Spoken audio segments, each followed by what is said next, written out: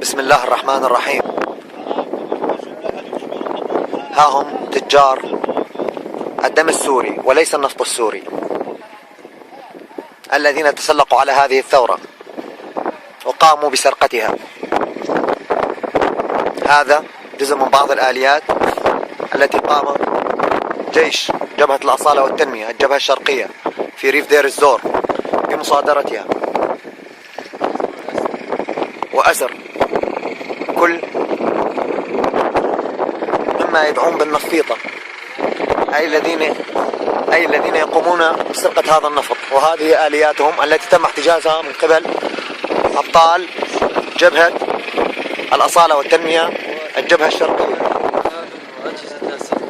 علما بأنهم يقومون باستخدام وحمل أسلحة ومضادات لكي تسهل عليهم عملية النهب.